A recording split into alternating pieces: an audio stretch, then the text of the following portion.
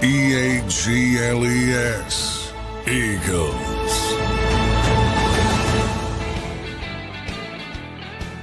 Welcome in, everybody, to a Wednesday edition of Birds 365 here on JAKIB Sports. I'm your host, Zander Krause. That's my co-host, John McMullen, the #1 Eagles beat reporter in town. Johnny Mac, how you doing on this Wednesday morning, brother?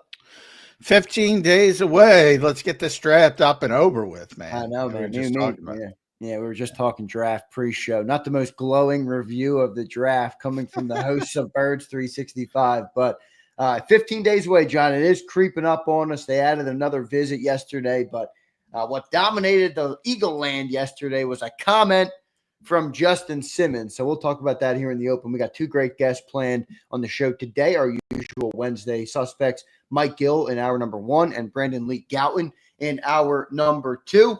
But Johnny Mac, 15 days away. Let's give the update on the top 30 visits. A Georgia Bulldog coming in to bolster the Philadelphia Bulldogs. Tell us about it, Johnny. Yeah, what a shocker, huh? Looking at another Georgia prospect, defensive line. Everything's been defensive front on this draft, and rightfully so. They've looked at so many of them. Latest being Georgia. Versatile edge, can play inside, so he's got a little bit of both. Tyrion Ingram Dawkins, some people project him on the edge because he weighs 280, 85 pounds. He's 6'5". Some people project him inside because he's a little bit too big for the edge, especially in the modern game. So he's one of those tweener guys, more of a toolsy prospect, very athletic, not a ton of production. And more of a day 2 guy, I would say, in the mix, and really third round for me. I'm not even talking second round for this particular prospect, but you gotta draft people outside the first round. So even though there's at last check, according to Daniel Jeremiah, 67 first round picks. Yeah, they're gassing up the draft. They have some of the NFL guys gassing up the draft. Not the greatest. No. To be fair, to DJ was joking. He said, no, I know. Yeah, because everybody says everybody's the first rounder. Yeah? Exactly. Well, I'm looking at the breakdown, John. So another Georgia guy comes in, projected around a third rounder. You just trying to read the tea leaves here, John. All right. Looking at the visits that we know, which I believe, if I'm not mistaken, is now up to 19 out of 30 names after the latest Georgia defensive lineman. First round potential guys that they've looked at. There's a defensive end, a defensive tackle, a cornerback, and an offensive lineman. Second round potentials, and these are just kind of projected by me. Offensive line, defensive line, cornerback. Third round projected, offensive line, cornerback, edge, defensive line. So the theme is there, John. It's clearly there in those top 3 rounds. And the most surprising one, which we talked about yesterday, 3 corners. There's a first-round projected corner. There's a second-round projected corner, really 2 guys that are right in that tweener mix, and then a third-round projected corner in Jacob Parrish. So the themes are developing with the visits, so it is interesting to see what they're going to do in this draft. Yeah, well, obviously it's interesting in any draft, but I think, heavily I'm leaning towards defensive front. That's only increased after looking at what they're doing and just from the nature of the draft and the position that's probably the deepest if you want to combine them, edge rusher and interior. There's a ton of defensive front people to pick from, and odds are that the Eagles are going to like one of them. As those 67 first-round picks push somebody down the board. So somebody's going to be there that they like, and that, to me, remains the most likely option.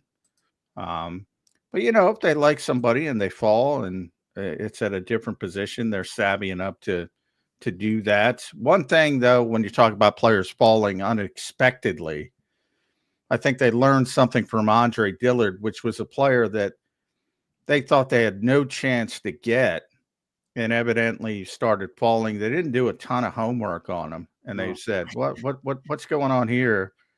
And they went up to get him, and it didn't work. So,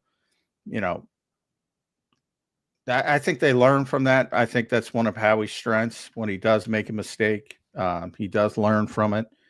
And there was an indication of a guy they didn't fully do homework on because they didn't think they'd have a shot at him. And he drifted a little bit. They had a shot, and they seized it, and didn't work.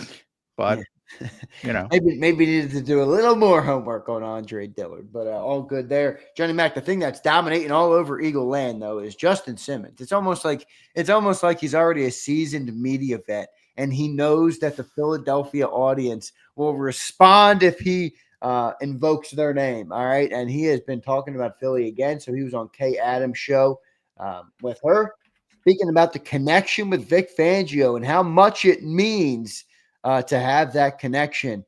Is Justin Simmons a good fit for the 2025 Eagles, John?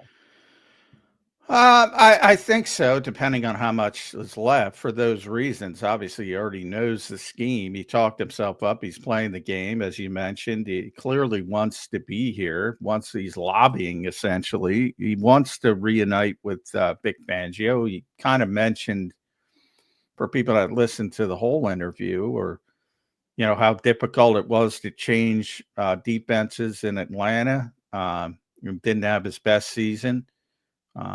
And the one thing he knows, Vic's, not that he's perfect at it, but he knows what Vic wants accomplished, and he's had a lot of success, and he's comfortable in it.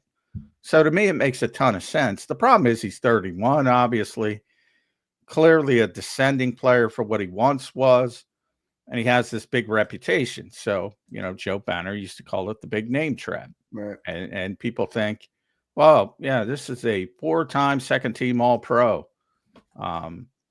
And that's the expectation. He's not that player anymore. So that can create some issues, but clearly the Eagles don't want to mess with the compensatory pick formula. So this will be something they address after the draft. And he himself said he's thinking about training camp more than anything. Right. He might not want to be around till training camp. So this is you could probably do a wink deal and say, hey, we're going to bring you in whenever. A lot of teams have already done that. Believe me, Asante Samuel, guys like that who are still out there, they probably got wink deals done with some team playing the compensatory pick game and say, right. wait, we'll bring you in. Not for a ton of money, but same thing with Justin Simmons. And with his reputation and his not his reputation, but his relationship with Vic and also Christian Parker, who he mentioned. It's logical that he'll be here. But don't expect a 4-time second-team All-Pro. I don't. But, that is obviously a warning that is probably going to go ignored. No doubt about it. Can he age like Slay? I mean, Slay had obviously some excellent career accolades as well, and played well. Changed up his style a little bit late in his career, but played well here in Philly. So maybe Justin Simmons can age nicely. I agree with you. He's not going to be the player that he was in his prime, but maybe he's better than the options they have right now at safety with Sidney Brown and Tristan McCullum and whoever else you think might get that starting job. So I think it would be all right, but I'm not super enamored, John, by the older guys anymore. I'm really not. That's a good question here. Any parallels to the Byard move? I do get a little bit of that. Well, from the standpoint, obviously Byard was a trade-in season. Obviously he'll be coming in earlier. That makes it easier. He understands the scheme, so probably a little bit more upside than that. But he didn't play well last year. He played a lot, and he didn't play well. And maybe it was just a new scheme and all that kind of stuff. But you have to be wary of aging players who don't play well. I think he'll bounce back a little bit from that because it is familiar to him, and he is comfortable with Vic and Christian if it comes to pass. But yeah, I mean, I worry about those big name traps as people, as people know from listening to me over the years. And this game moves quickly, and it's a young man's game. And I don't like the Slay comparison because he's a 6-time pro. 3 of his Pro Bowls were made here. Yeah. He was playing at a high level when he first got here. As you age as a cornerback, obviously, and even last year, I mean, right. played really good football. Simmons did not play really good football last year. So he's a little bit younger from that perspective. And he's at a position where you can play a little bit later as opposed to cornerback typically. But Slay's a different type of cat, man. Yeah, I mean, better player. Let's be real. Slay is a better player. He was last year. And you know, maybe just part of that is supporting cast, better team, yada yada. I think better coaching too. You know, some Better people are coaching. pointing out the coaching disaster of 2023 maybe also contributed to Kevin Byard because he didn't have a bad year last year. I forget who he was with. I want to say it was Chicago. the Bears. I knew it. Yeah, I thought it was the Bears. He didn't have a great year, but No, he didn't have a great year, but maybe not what he was. No, he was a big time player in Tennessee. And you know, he's had a great career. I'm not trying to dismiss Kevin. He's, by the way, phenomenal guy, leader, all that kind of stuff. And he was pretty solid on a bad team, heck of a lot better than Simmons, I would say. And yeah, you know, maybe not maybe, obviously the defensive upheaval and the shift from Sean Desai, Matt Patricia affected everybody. Plus he's coming in mid-season. Yeah. So I think he would have been better with Vic Fangio. I don't think there's any question. I think everybody would have been better. Yeah, I mean, it's way in hindsight now, boy, but that 2023 season is a weird season to look back on the way that thing unfolded. Well, yeah, I still have trouble figuring it out. I think the biggest, and I've said it pretty consistently, I think the biggest mistake was shifting from Sean Desai to I agree. Matt Patricia in season. Not that Sean was great, but I just don't think the upheaval helped. Yeah. No, there's no way it helped. And I mean, there's no way to know what if the team would have collapsed to the same level. But all right, if you didn't like your defensive coordinator, you get to the end of the year and you move on like every other team. But it just looks so different. Exactly. With the way the Eagles did it. And that's what I would have done. I'm not saying Sean should have been back. I agree. But I would have moved on after the season. Yeah. And from that standpoint, and there was some upheaval in Atlanta, obviously. And they weren't a good team. Boy, I can't even remember who their defensive coordinator was. Chep Olbrich got the job this year. Oh, boy. Oh, Jimmy Lake. Yeah, it's like, all right, you know. So all that contributed, I'm sure. And he'd be in a much better situation here. And the Eagles need the insurance policy. But if he comes in, he's a Dory Jackson. It's like you still want the young guy to win the job. But in the case knowing Vic, knowing he's comfortable with him, I think Justin Simmons will have a very good chance to play if he signs with the Eagles. Yeah, he's going to want to start, though. Like you just said, the Birds will probably want the young guy to win. Doesn't mean he will, but they'll want him to. Well, yeah, Howie's got to be, Howie's got to be careful about this. I always bring up Moneyball, one of my favorite movies ever. And Brad Pitt's playing Billy Bean, and Philip Seymour Hoffman's playing. That's a movie I've actually seen, John. It's a good movie. Yeah. And the manager, Philip Seymour Hoffman, Art Howe, won't play who Billy Bean wants him to play. So at one point he had to trade. He said, "All right, screw it. I'm trading. I'm taking the option away from you." If you're going to ask me right now and you sign Justin Simmons is going to be your starting safety. Right. Adoree Jackson, I'm going to bet is going to be your starting corner. Yeah, that was my bet yesterday too when we did our projected starters. So if you're Howie Roseman and you want Kaylee Ringo to play or you want Sidney Brown to play, and I'm not saying he does, but if that's what he wants, he's got to be careful. I mean, he's got to take some. He's got a Billy Bean, Vic Fangio a little bit. Yeah, only give him what he needs, not what he wants, and give him. So we'll see what ends up happening with Justin Simmons. But yeah, no, it is funny listening to him go on the K Adams show. He clearly is interested in playing in Philly. I think that's pretty obvious the way he's talking about Philly. So we will see what happens. And if they go down that road. The other news today, if you're just checking in on the show, we appreciate all you guys checking in, is the another top 30 visit, number 19. What was his name, John? The Georgia guy. I keep blanking on this guy. Killing me, man. I can't remember this kid's name. And I just wrote the story yesterday.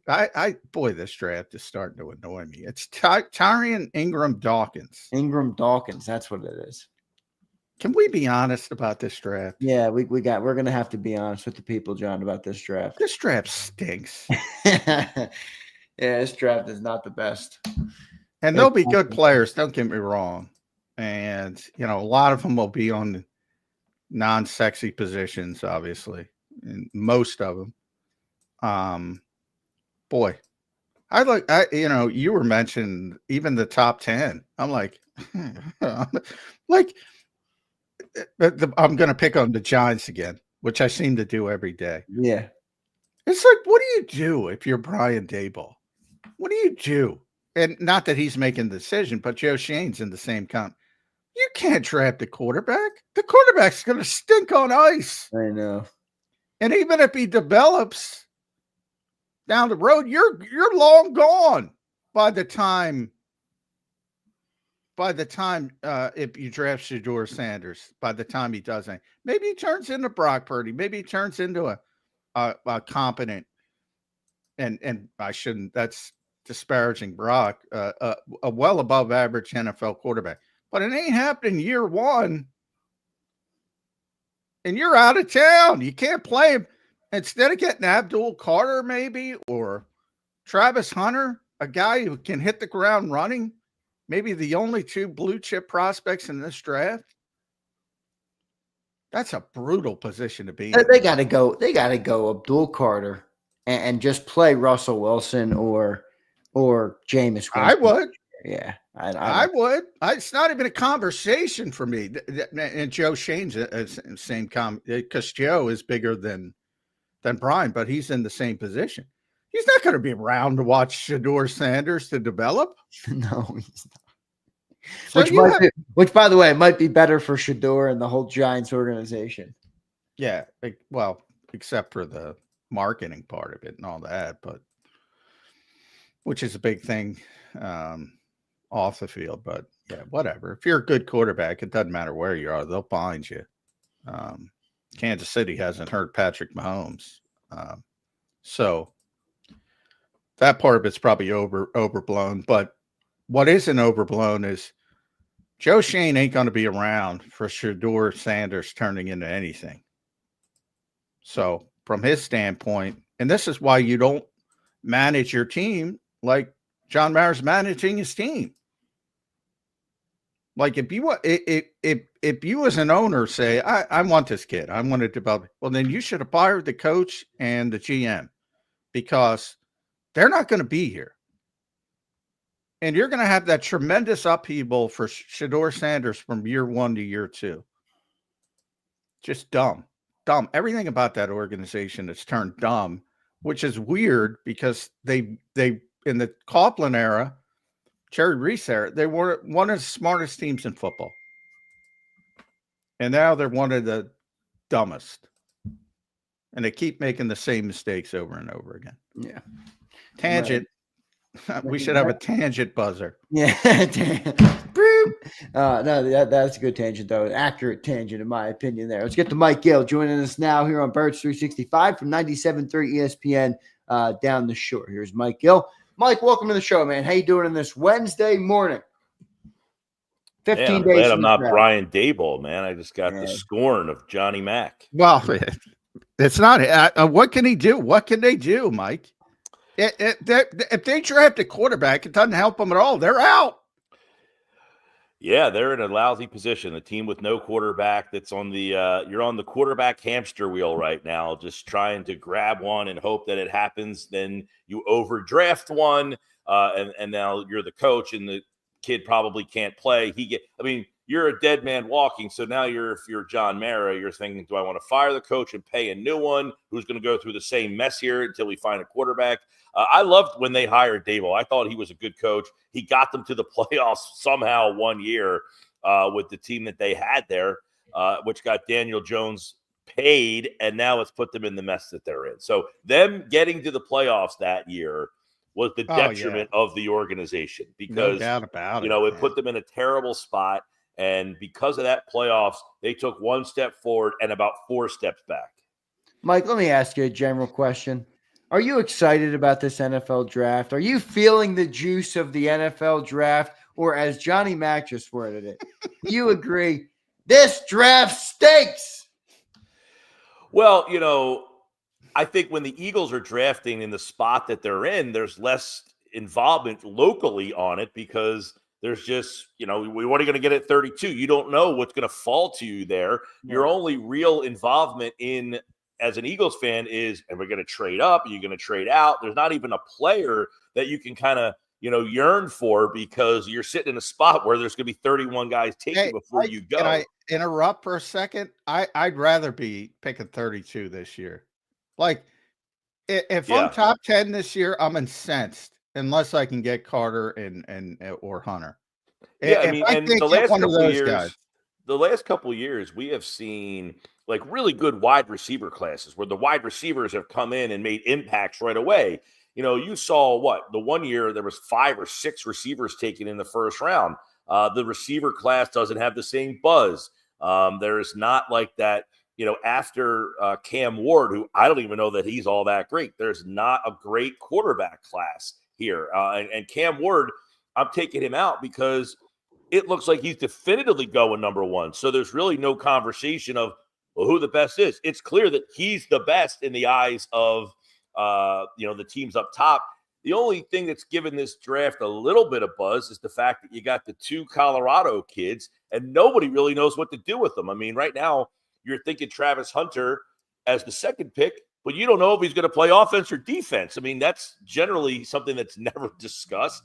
And then Sanders, whether or not people think he can play or not. They're really the biggest stories in this draft. So, no, there's not a lot of great storylines. And I think a lot of that has to do – look, if the Eagles were picking in the top 10, there would be a lot more discussion on what they need, who they got to go after, all that stuff. But there's just there's not blue chip top players other than maybe Carter. I mean, and he would probably be the one guy that you would say is in that conversation, Abdul Carter. Yeah. What do you guys think of Travis Hunter? Yesterday I was saying about Travis Hunter. I get it. All right. He's an enamoring guy. He played all those snaps last year. He was an amazing player on both sides of the ball. But, John, I think of you when I think of this because you often tell me you hate gimmicks, right? And I understand what you mean by that. And if you're an amazing corner and receiver, how does that translate into the league? I would rather you be called a blue chip because you're the best edge in football than be called a blue chip because you can play 2 positions where I don't think that's going to pan out in the NFL. So he's a tough one to grade for me. I do think he's going to be an excellent cornerback, but I think the blue chip thing is a little overblown because I don't see him playing 2 positions in the NFL. Some teams view him as a receiver and some teams view him as a corner. Does that mean if you're being viewed by 2 different positions, 2 different sides that you're not great at anything? I don't know. There's some people think that he could be the best at both, but are you really going to play him at both? I mean, if you end up drafting him, do you now have a conundrum of what to do with him and what he wants to do? I mean, you get him into your locker room and he plays corner, and then is he yearning to play receiver? And if you say you're a receiver on this team, well, no, I want to play corner. That whole dynamic. And these sound like bad team problems, right? Our best player wants to play both sides of the ball, and we only want him to play one side of the ball. This sounds like a perfect situation for the Giants. Get a guy who's really good and have him be a malcontent because he wants to do more than what the Giants want him to do. Now, Cleveland looks like they are looking at him, but possibly as a receiver, right? I mean, so they would say, we want you to play wide receiver. Well, guess what? Welcome to Cleveland. You have no quarterback. I mean, thrilling, right? We draft the receiver, and you got Kenny Pickett. Come on, Mike. Yes, 2 gloves. You got a guy with 2 gloves throwing you the football. Yeah. So I find the Hunter thing to be fascinating because of the fact that he's going to land in a situation where, quite frankly, the team's not going to be good. And then he becomes the story of, well, the team's terrible against the pass. Well, you got a guy that can play corner, playing the offense. Well, we can't score.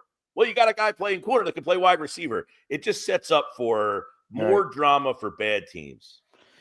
Yeah, I mean, the problem with the Zander Spalt, I don't like gimmicks because I think you have to lean on stuff in the, sort of big moments, and you can't be gimmicking up everything. And from the standpoint of working both ways, I don't think it works. It was Jason Kelsey who got me thinking about it. I'm like, and he wasn't even talking about Travis Hunter, but he was talking about the leadership of Brandon Graham. And he was mentioning how difficult it is to resonate with the entire team. And I think a lot of people don't know. And Kelsey said, you spend 90% of your time with your position group in an NFL building during the week. So what the hell do you do with Travis Hunter? So to me, you have to make a decision. Now, where I disagree with Zander, he'd be a top 5 cornerback and he'd be a top 5 wide receiver. That's why he's a blue chip player. He can do them both. But I do think you have to make a decision. And the problem comes in with the player. I already saw he asked Roger Goodell to introduce him as a wide receiver and a cornerback. So you have to have this kid on board. Exactly. We're going to make you a wide receiver. We're going to make you a cornerback. And I think if you do that, he's clearly a blue chip player. But yeah, I'm not playing it both ways. I don't even know how you do that in the NFL. No, you're going to pull him out of the offensive meeting to go to what are you going to do? Is he going to be with the cornerbacks on Monday and the receivers on that? It doesn't work. It doesn't work. I said, it's bad team problems. What to do with the best player, who's the best player on both your offense and your defense. I mean, this sounds like the bad little league team whose dad ended up with the lousy team and his kid's the best player and he's the best of everything, but the team stinks. And everybody says, well, it was daddy ball. Well, he played short and bad at leadoff, and he was the only guy we had.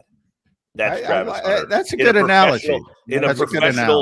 In a professional setting, mind you, I'm the best player on offense and defense, and that's why we stink. I like that. Good analogy. And you mentioned the gimmicky side of it. If you're the Browns, do you just say at this point, they've obviously, I think, said we don't like Sanders enough. There's no other quarterback to take. Do we just take the best available player? They've gone down the route of taking Myles Garrett, number 1 overall. So they've tried that. So Carter, they say, we've already taken a defensive end. We just paid him a ludicrous amount of money. So we're not going to take another one. I mean, they almost have no choice here other than to take Travis Hunter. They've kind of backed themselves into a little bit of a corner when you look at this draft and say, we have the second pick in the draft.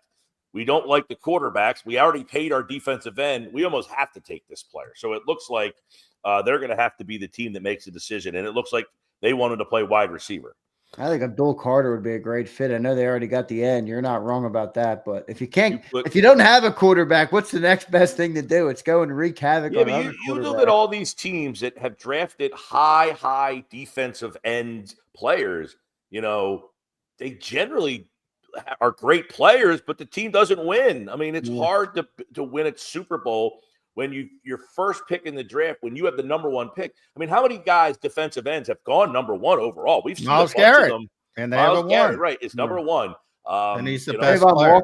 Trayvon Walker, number 1. Should have won 1 that year, but to your point, probably wouldn't have been as successful in Jacksonville as he is in Detroit. And look at teams. Forget the number 1 overall pick. Look at teams. J.J. Watt was an unbelievable player for the Texans. They never won anything with him down there. There's a ton of guys who were in that mold who were really, really, really good defensive end pass rushers, and those teams just never won anything. So you end up having this great player, and you don't know, you can't do anything else because you've now, you got this great defensive player, and the team still is not, they lack a quarterback or they lack something on offense. So when you have that number 1, when you're in that top 2 or 3 and you can't get that quarterback, it is so hard to have that level of player on your team and still win. I mean, that shows you why the NFL is so difficult. That's why there's not a lot of tanking involved. There's not a lot of tanking involved unless there is a blue chip level quarterback that you can get, because that defensive end is just not changing the dynamic of your team generally. Well, you're right if you look at, but I will say this. So if you go back, and obviously it's more likely that you're going to have a quarterback taking number one than any other position. So, you know, yeah, but if it's not a quarterback, isn't it generally, John? It's a defensive end, or well, yeah. If you look at, I'm who was the other guy from Houston? Mario Williams, the defensive end. I think he was 2 or 3. Well, yeah, okay, might have been one. No, he was one. You're right. Good pull for Mario Williams. So if you go back, so Mario Williams was 2006. If you go back to 2006, so we'll start there because you mentioned him. So you have Jadeveon Clowney was a number 1 overall pick. There you obviously, go. You know, Myles Garrett, who's a tremendous player, but they haven't won anything. Trayvon Walker, who hasn't lived up to the billing. But, you know, also, here's the quarterbacks. Jamarcus Russell, 2007, which is obviously the worst. Matthew Stafford, tremendous player. Sam Bradford, great accuracy. I would say never lived up to the hype. Cam Newton, MVP, made a Super Bowl. Yeah, Cam Newton made a Super Bowl. Andrew Luck, who people rave about, but retired early. Jameis Winston, still kicking, but not good. Jared Goff was a bust early, has developed, but hasn't won, gotten close. Baker Mayfield, good quarterback, but not great. Kyler Murray, good quarterback, not great. Joe Burrow's one of the best in the business right now, but hasn't won, got close. Trevor Lawrence hasn't lived up. Bryce Young hasn't lived up. Caleb Williams didn't look good as a rookie. We'll see what he can do. Those are your quarterbacks. So it's just hard to win in the NFL. Yeah. I mean, I'm about, like, who's the best player? Like, I'm taking Myles Garrett. I'm not blaming the fact that Cleveland can't win on Myles Garrett. I'm blaming it on, hey, they signed Deshaun Watson. It blew up in their face. It didn't work. It's not even that they can't win, though. It's they're awful. Well, they were awful last year. I think it comes down to organizational philosophy. That's why the Eagles win so much. Not because they drafted one good player, but because their philosophy has been sound and correct, if we're being honest, on both sides of the ball versus other teams. They can't seem to get it right. Well, this is where, you know, like the Eagles will make the unpopular pick a lot of times. Now, sometimes it doesn't work out. You take Andre Dillard. That doesn't work out. Yeah. But they will be boring on draft night and take a lineman. That doesn't get the fans to go cheering and crazy and give you a big, you know, reception. When you draft Lane Johnson at number 3 overall, this is going way back to 2013. That's not an exciting draft night. You're waiting 3 months for this draft, and you're hoping to get a guy who's going to score a bunch, and you say, with the 3rd pick, the Eagles take Lane Johnson. You're like, well, that's not exciting. But in the end, that's what you have to do. You have to be boring on draft night. And then after you've been boring, you now have extra chips to say, now I can be exciting because I was boring and I built this offensive line and I got the guys, the foundation. Now I can put in the bells and whistles, and I'll go out and draft Devontae Smith, and I'll go out and draft, you know, now obviously they missed on some of these wide receivers, but they were able to take them because they had the other pieces in place already. So they were boring for a bunch of years, and then they got excited. Yeah, well, it's one of the things I always talk about. Everybody calls the NFL a copycat league, and it is, but they don't copy the right things. And you just brought up, you know, build up front first. There is a weird dynamic, John, of entertainment, appeasing the fans, and doing the right thing. And you're trying to balance them all, I guess. You know, some of these teams, their constituents, the fans, are loud and they want stuff, and the team just can't block the noise out, and then they deter because the noise gets too loud, right? I mean, and there's that whole element of we have to entertain our fans. We can't, and this is where these teams that don't have the discipline really can get knocked off course pretty easily. Yeah, I mean, I look at the Eagles in Detroit, and everybody looks at the playmakers, and I get it here. You're just coming off an historic season of Saquon Barkley, and you have AJ and Devontae, and in Detroit you have Gibbs and Montgomery, and all the Sonic bull crap, and Amon St. Brown and Jamison Williams, big home run hitter, and boy, it's the offensive line on both teams. It's the fucking offensive line. Well, and for the years that we talk about the fun draft picks, Justin Jefferson, they hit with him. The Eagles took Rieger. That blew up in their face. Justin Jefferson can't win a playoff game. Jalen Rieger bouncing around from teams. The Eagles have been to 2 Super Bowls, won one. The Vikings can't get out of their own way. You can get the fun player, but you got to have the foundation first. Having Justin Jefferson does you no good if you can't block for the quarterback back there. And they have had, I think if you look at skill players, Minnesota's like the poster child. They had Dalvin Cook and Justin Jefferson. Yeah. They had some great skill players there. And, there's back when Detroit, the Lions, years ago took Calvin Johnson and Charles Rogers. They went 3 years in a row taking a wide receiver. And yet they had no offensive line on those teams ever. They're two of the greatest skill position players of all time in that franchise with Barry Sanders and Calvin Johnson. Yeah. Literally, if you talk to people, they'll put them both in the top 5, but minimum. All time. But and they didn't win shit with either. What also stands out about this conversation as you're kind of having it, guys, is, look, there's 7 rounds of the draft, 270 picks. This is a crapshoot of, I drafted, I did all this study, I did it. I don't know if this guy can play. Does he have the heart? Does he have the desire? Does he have the will? What's the money going to do to him? Does he meet somebody who derails his whole career? I mean, there's a lot in sports in general, in drafts in general. You really need a lot to go your way to, we talk about all these number 1 picks that you talked about, John.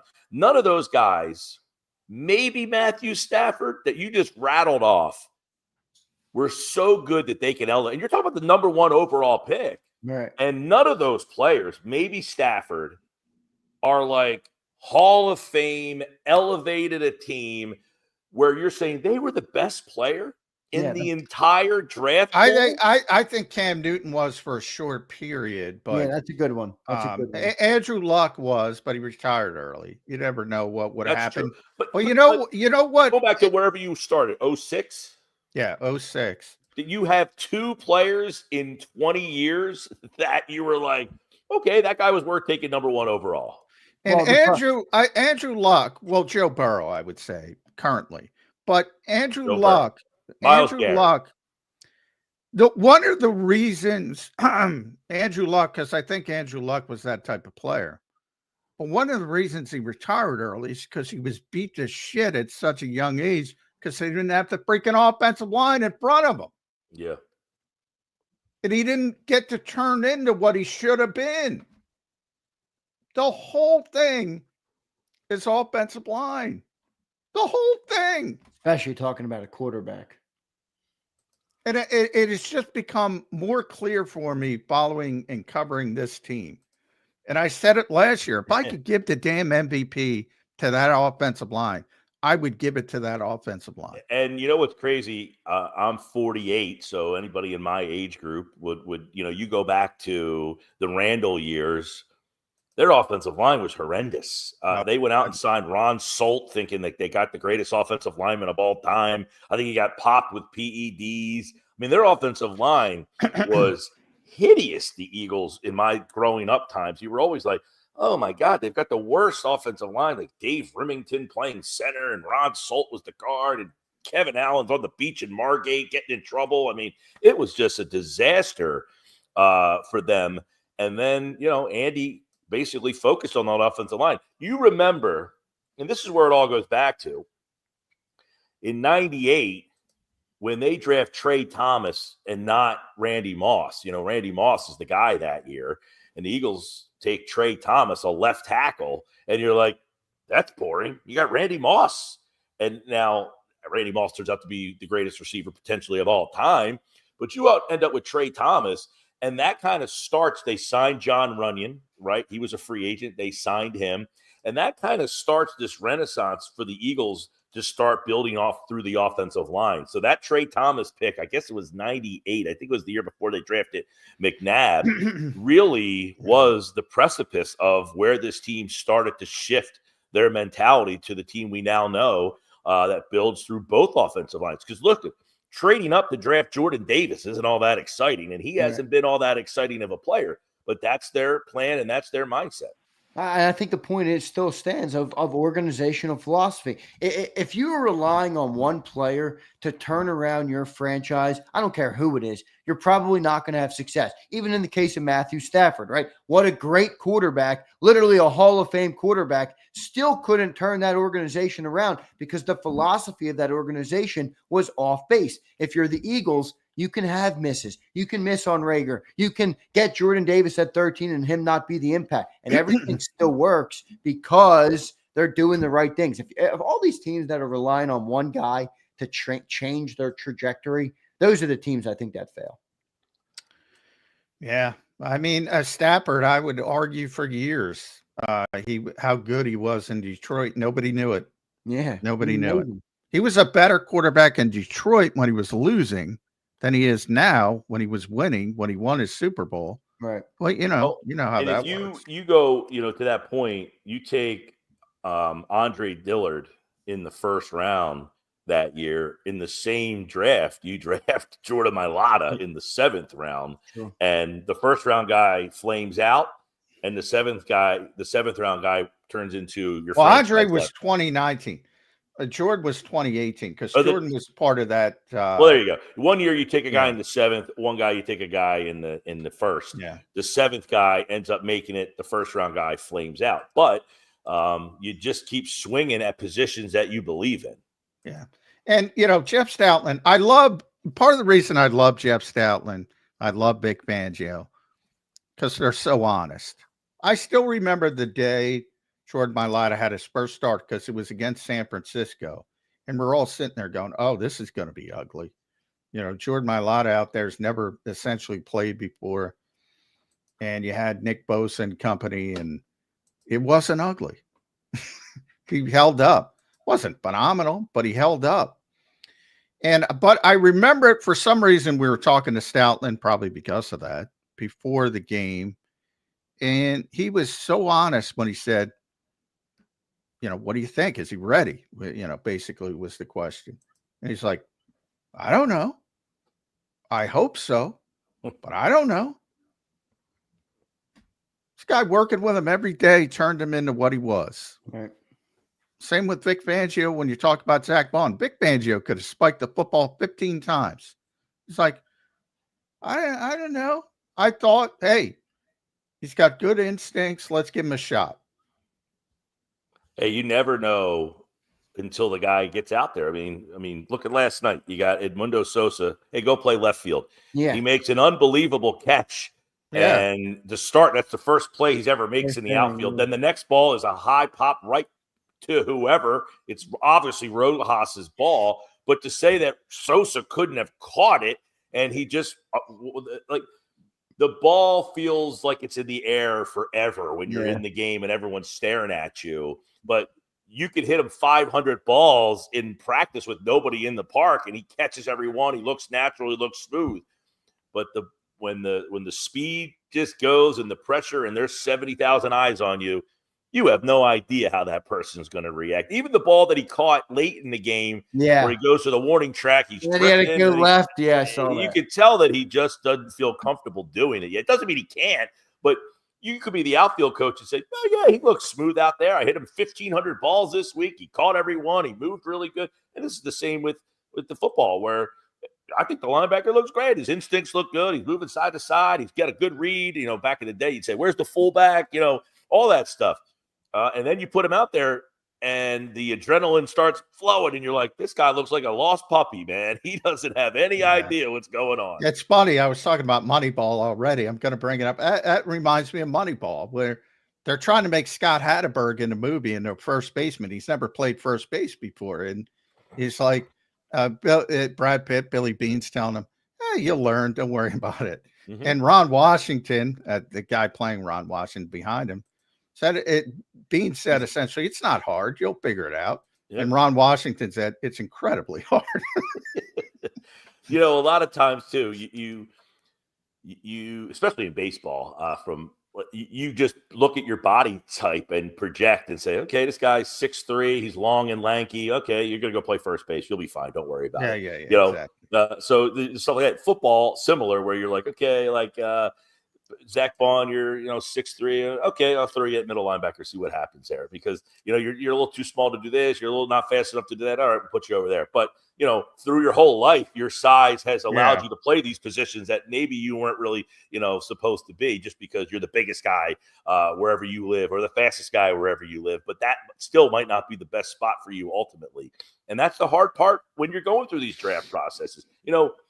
Not every coach is saying, hey, man, I want to play you where I think you're going to play when you're a pro. They're saying, I want to play you where it can help me win now, right? So you don't always play the position that you might be the best at. You're playing the position that helps that team that you're on currently win. And, I think it's one of the precipices for a lot of the in some instances of the transfer portal, where guys like, I don't like the way they're using me here. Yeah. They're using me as this, and I think I should be that. Yeah. I hate when NFL personnel people talk about, they're not getting quarterbacks ready, or they're not getting offensive linemen ready. That's not their job. They got to win. Yeah. They're not trying to get players for you. That's your job. So we go back to drafting offensive linemen. The Eagles drafted famously Danny Watkins, who played tackle at Baylor. And, he did not have a football background. He was from Canada. He didn't know much about I used to host a show with Watkins, and I asked him about Walter Payton one time. He had no idea who it was. I mean, no idea. At that point, when you're in the draft process and you interview the young man and ask him a question like that, and he's like, I don't know who that is, I think you have to take a pause and wonder whether or not that guy has the instincts. Now, you might say, well, Jordan Mailata might not have known some of these guys. Okay, he had the physical traits, I guess, and the size in the 7th round. They took this guy in the 1st round. And I remember him telling me, though, he went to Baylor in part because they let him play tackle. Well, he went to the pros, and every team looked at him pretty much as a guard because he had shorter arms. Short arms. Yeah. I never played guard in my entire life. He's like, I have no idea what I'm doing out there. So these type of things where we're talking about trying to find talent, you just are projecting, well, because his arms are short, I can make him a guard. Well, here's a guy who says, I have no instincts to play that position. And we just assume so many times, just move a guy from tackle to guard, or from guard to tackle, or whatever, or from left side to right side. And it's not always that easy that you're going to hit on some of these guys when you say, I watched this guy play right tackle, but I think he can move inside and play right guard. He might have the projection to do it, but he might not have the mental to do it.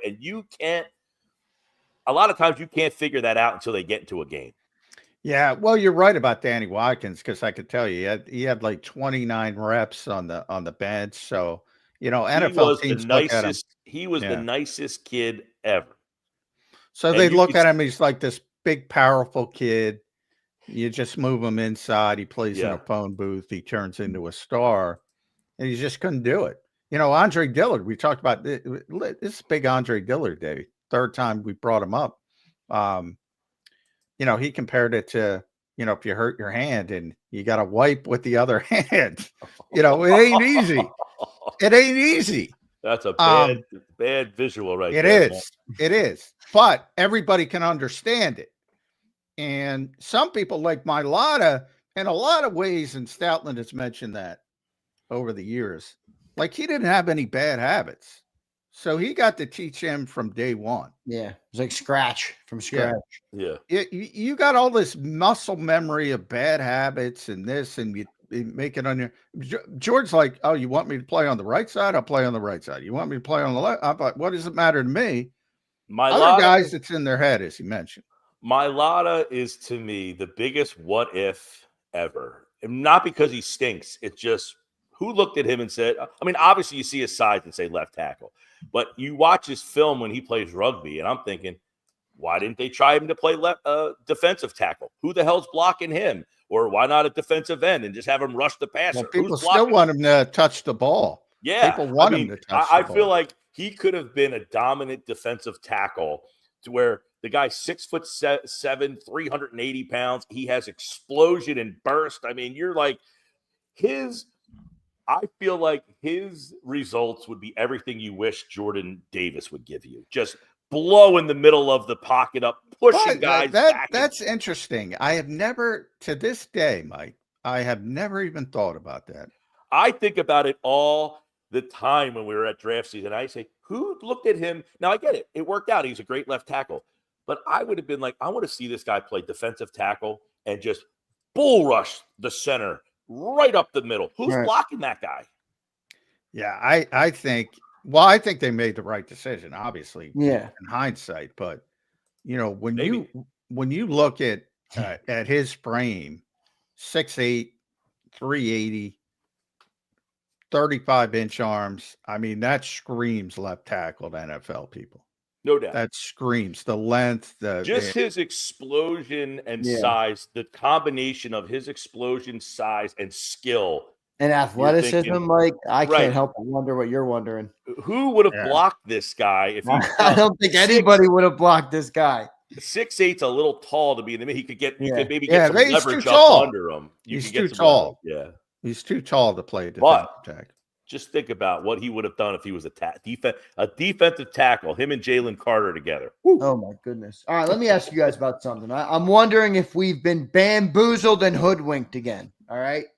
So Ray Didinger, we all love Ray Didinger. We all know Ray Didinger. He spoke yesterday about his number one prospect in the NFL draft for the Eagles, and that's edge rusher Mike Green from Marshall. All right, we all know how good this guy is. He had like 18 sacks or 17 sacks last year. It was Marshall, but he obviously jumps off the page if you're looking at edge rushers. The reason I bring his name up is less to ask about the player and more to ask about Howie Roseman bamboozling us, because he spoke at the owners' meetings. I forget what the show was about. They don't even look at guys that have touched women. They don't scout them. They don't want to hear about them. They don't look at them. And I'm Howie's forgetting Deshaun Watson. Yeah, are you blowing smoke out my ass, Howie?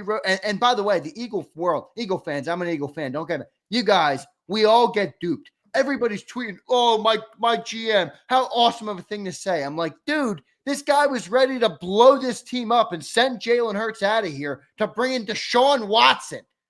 I mean, what is going on? Is Howie Roseman really pulling a fast one on the whole fan base with this?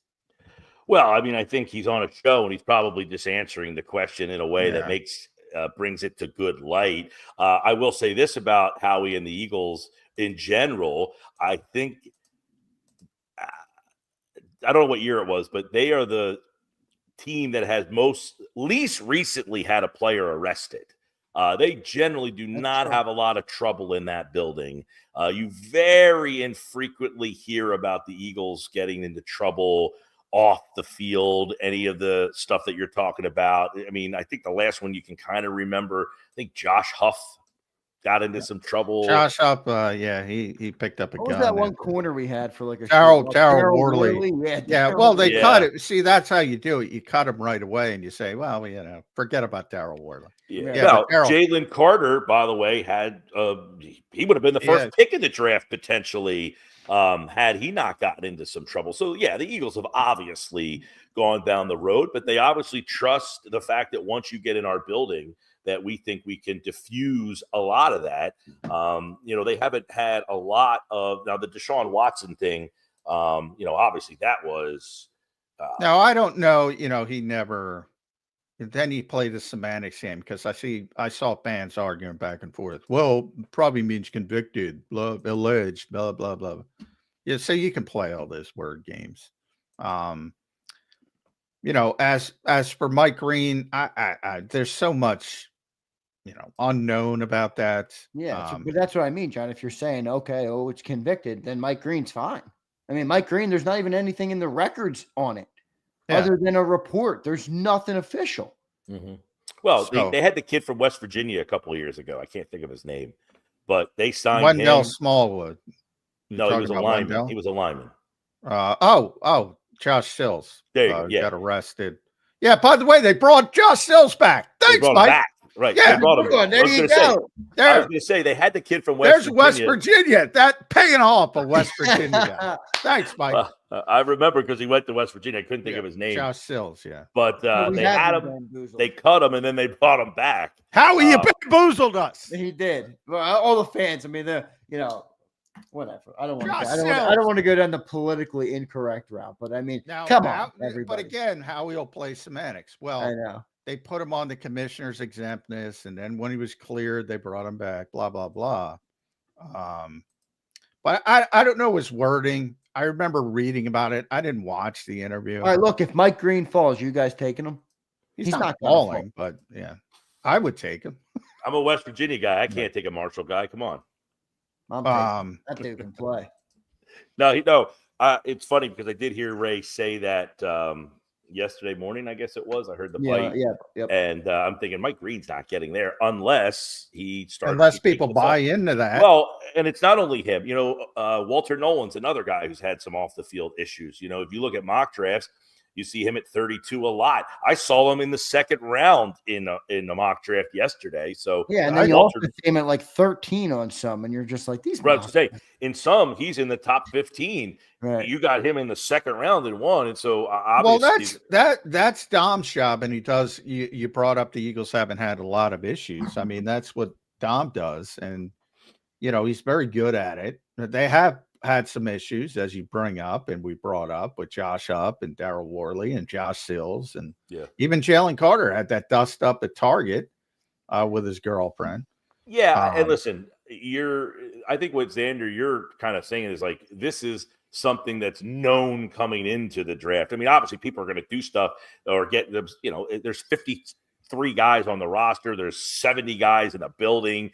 Someone's going to get in trouble. I mean, someone's going to do something stupid. The Eagles have done a great job of not letting it get out, I would probably assume. Yeah. Well, covering it up and doing a great job are two different things, but not from Dom's perspective. But I digress. But Josh Sills, good point to Howie's point. And Josh Sills is a backup offensive lineman, not an important part of the team. I had to throw the West Virginia guy under the bus, right? Yeah. Just don't lie. Why is Howie have to lie? You don't need to lie. Well, listen, stop lying.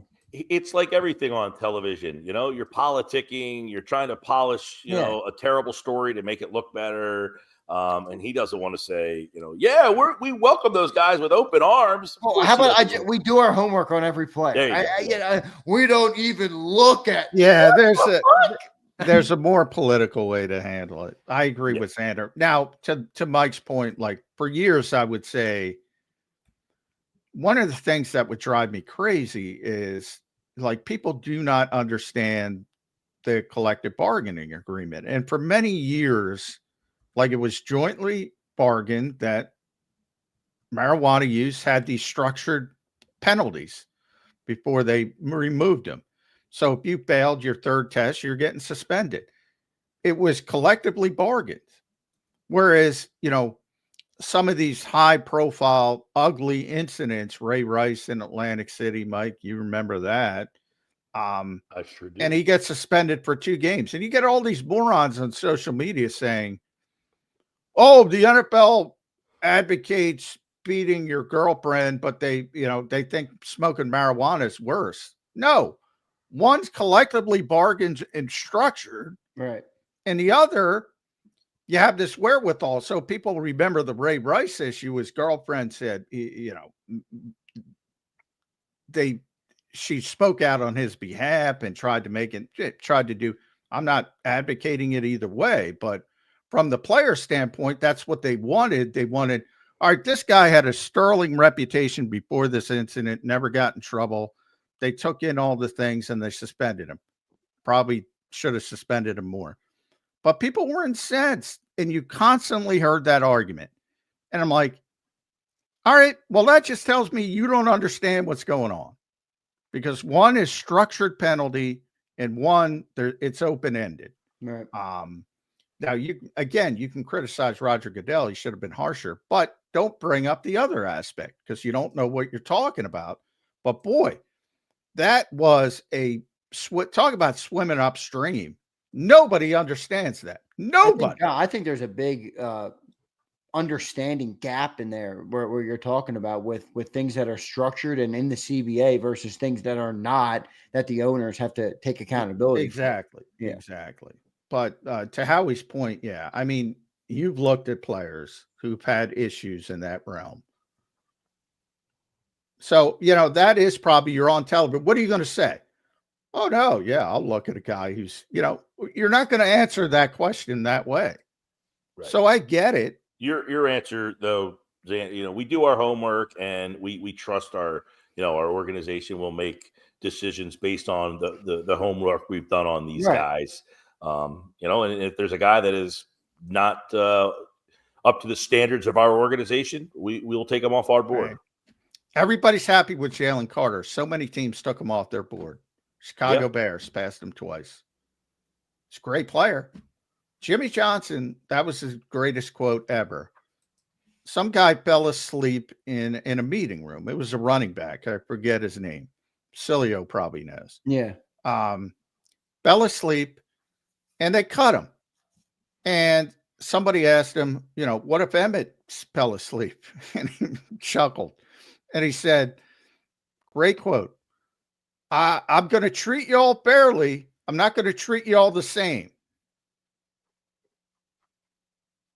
Jalen Carter gets more dispensation than Josh Sills. Yeah. Because he's super talented. Sure. Emmitt Smith could fall asleep in a meeting and he ain't getting cut. Yeah. Deshaun Watson at the time, I think there's a lot of hindsight because he's played poorly. The whole league was, everybody wanted Deshaun Watson with those ugly allegations. I remember the whole saga of waiting for him to make the decision and all those stuff. I remember covering it. Because he was a top 5 quarterback, or they thought he was a top 5 quarterback. I mean, that's just at one point he was. Yeah. That's a story. Jeez. Early Houston days, he was for sure, man. How precipitously he dropped. So that's the real life aspect. Which is, not the, obviously we got to get rolling, but, Watson is out of the game for what, a year or two?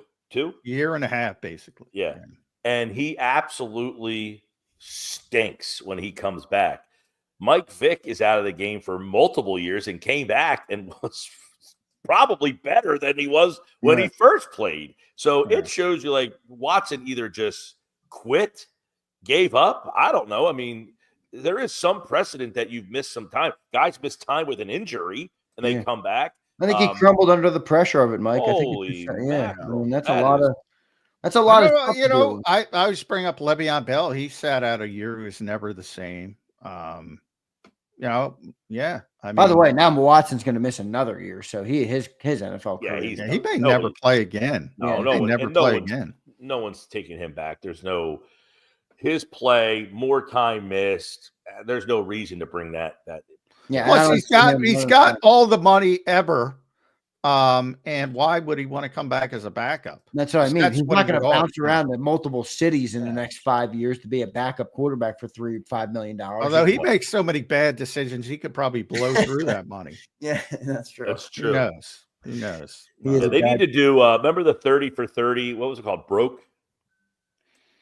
Yeah. Well, they could do about $1 million 30. Well, they did one. It was probably like 10 years ago, and it was basically about all these guys blowing through their money, but how the money has changed since that one came out to where we are now.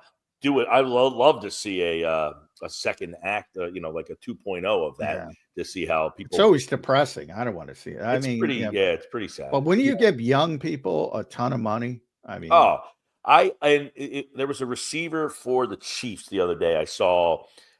I don't know if he put it out or the team put it out or somebody put it out, but like he has this room and the cars and I'm thinking to myself, oh my God, this receiver is essentially like I saw that. It was Xavier Worthy. Yeah. There you go. Yeah. And I was like, he's a good player, but like, the amount of money he blew through, I'm like, oh my God. I'm thinking to myself, this is just that made me think of that 30 for 30, actually. Yeah, I was on a little 30 for 30. I watched the other Danny Hurley one the other night. I was watching that. Has that number changed? Speaking of that, it used to be like 70% of athletes go broke or something. Has that number changed? I mean, you would think that that I feel like, at least, maybe I'm wrong, but I feel like there's been a general awareness more thing that's pushed now of, Well, they do have classes when you get in the that's league. what I mean. Like, you get some go. players who are like smart about it. There's so I don't know. I thought maybe the general knowledge of it would improve, but maybe not. No. Like you said, anytime you give 18-year-olds millions of dollars, You got 18 cars in the And by the way, now you've added now you're NIL. Now these guys are coming into the league rich. I mean, this is a different world now. All right, at Mike Gill Show. Make sure you follow Mike on the X platform. Follow his YouTube channel as well at Mike Gill Show there. 97.3 The Sports Bash 2 to 6. You talk to guys all the time, Mike. What I think this draft stinks. What are Kaplan and Mosher? What are those guys saying? I think it stinks.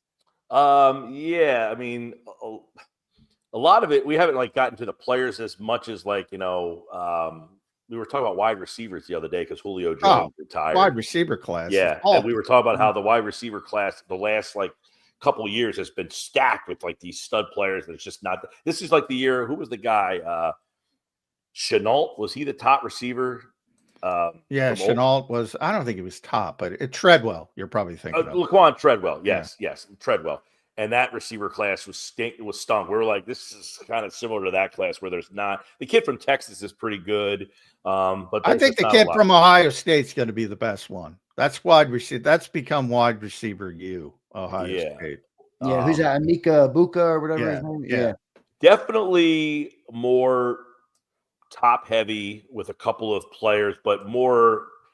You're not looking for that franchise player in this draft. This is a good draft for the Eagles because they need more depth and foundation. I like being where the Eagles are in this draft. Yeah, I actually like it, but I advocate moving out of 32 and just adding more between rounds 2 and 3. You have 4 fifth-round picks and just getting 7, 8 guys between rounds 2 and 5 and put them in a competition. Well, here's the problem. Here's the problem with the Eagles, though, Mike. And I know you got to go. But last year, 5th-round picks. They have 4 5th-round picks. They had 3. They feel the need to have to keep all these guys. They never want to cut them. And I'm like, you left Anaya Smith on the roster, Trevor Keegan, the whole year. It's hard to say because they're one of the best teams ever in the modern generation. They won the Super Bowl, but they got nothing from those 2 players, just sitting on the back end of the roster. Yeah. Are they going to keep 4 5th-round picks and never play?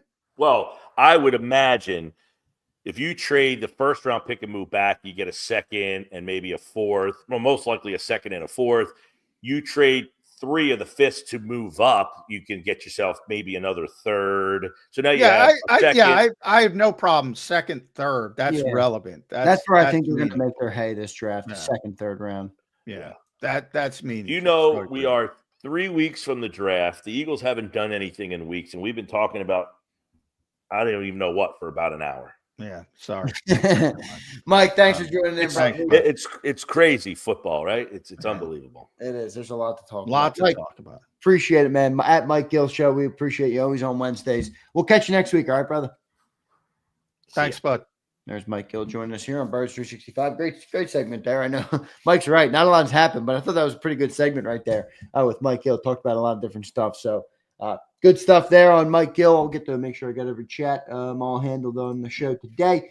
Vulnerable Vitality says the lads are late at 8:01. Holy shit. You spent $10 to get on our ass, Vitality. We appreciate it, brother. Thank you, man, for being here. Thanks, everybody, for being here. We will get to our commercial break. We have Brandon Lee Goutton coming up in a little bit here on the show. John, any thoughts on that Mike Gill segment that stuck out to you? I thought that was a pretty good segment. Yeah, Mike's always great. And I love the Josh Sills poll because I forgot about Josh. Oh man, that pissed me off, John. I'm not gonna lie to you. Oh, really? So I didn't think about it much, but you know why? Because like when GMs say shit like that, it kind of rolls off my back. Like I don't take it seriously. I don't. Like, You so know, every once in a while there's a Twitter troll that gets that you just get pissed off. That was me with this. Like, I'm seeing Eagle fans all over my timeline. Oh, look, this is the greatest thing from Howie. I'm like, what? What, guys? Howie's a great general manager. Are you seriously now going to parade him out here as like, oh, this women lover because he said he doesn't look at prospects who have any history with women? I mean, that's fake. That's a lie. He lied right to you, and you believed it and ate it up. It pissed me off. It really did. Yeah, well, I get it because I've been there in different instances. But with that, literally, it didn't even register to me because I didn't think anything of it. I'm like, it was right, political speak. Yeah, to you, right? Yeah, exactly. So I'm like, what? Bro, I just read about it. I didn't see the actual interview, and my assumption is I don't know how you get to that subject, but they must have been talking about a prospect or something. I don't know. Anybody saw it? Mike Green. I mean, I watched it, but the clip that they put up was not. Yeah, and that's another thing. You see these clips and there's no context because they take the question out, whatever. But I'm sure he didn't go up there and say, "Look at me, I'm this virtue signaling. I don't do this." I'm sure he was asked a question, and probably at the moment he's like, understanding. I don't want to be the guy that is advocating for this. Right. That's fair. I see that side of it. But to your point, yeah, you could have handled it better and said, well, we do our homework on everybody. And if there's troubling allegations and this, and even that, you're lying, but you can handle it a little bit better because Deshaun Watson does exist. But to Eagles fans who got the Kool-Aid on, they'll go, see, he wasn't interested in Deshaun Watson, which is fine. I mean, I expect it, but it's not true. But, can't prove a negative.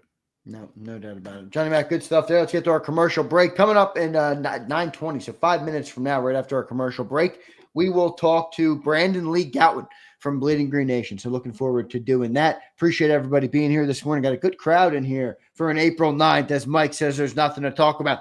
We got plenty to talk about on Birds 365. So appreciate all you guys. Hit that like button. We'll be right back on Birds 365. The following is a real testimonial from the father of a young injured victim. I didn't think she was going to make it. Major Perry's daughter was the victim of a horrific accident caused by someone else's negligence. If you don't find the right counselor, law firm that you're looking for, you will get lost in the wilderness. Badly injured? Call the Fritz and Bianculli Law Firm at 215-458-2222 and find out why they say, we got this. Your financial future is on the line. Are you ready for what's next? At Leone & Company Wealth Management, we help young professionals, business owners, and pre-retirees navigate the complexities of building and protecting wealth. For young professionals, we'll help you grow your wealth, plan for your future, and make the most of your hard-earned dollars. For business owners, we provide strategies to protect your company, manage risks, and create a lasting legacy for both your business and personal wealth.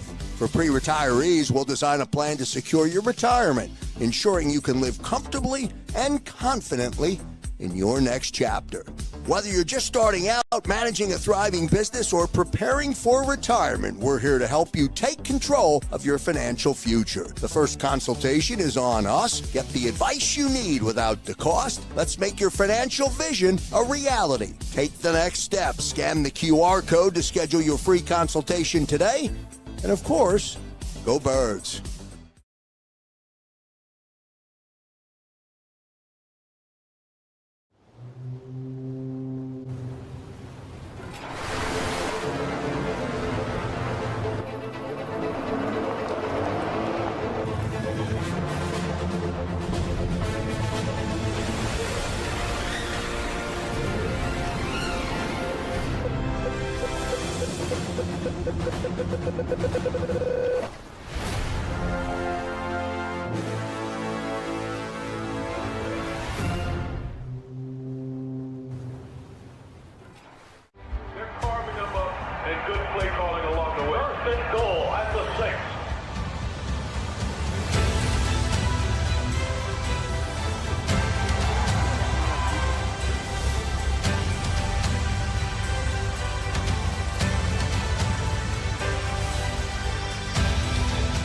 field of life, First Trust Bank is there for you. Champions on 3. 1, 2, 3. Because Philadelphia dreams deserve a Philadelphia bank. In our hometown, we all look out for each other. We step up to keep our communities going strong. And at Independence Blue Cross, we're here to keep you going strong as the #1 health insurer in the region. No IBX is always looking out for you. EAGLES. Eagles.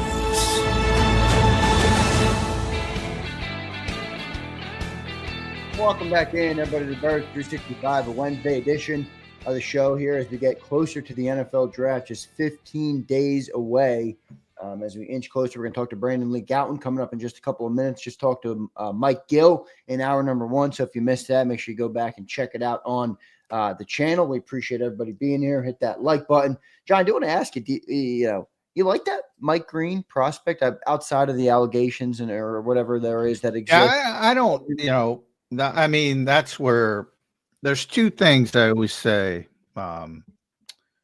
that, the health reports and the off the field stuff. Like, I have no idea.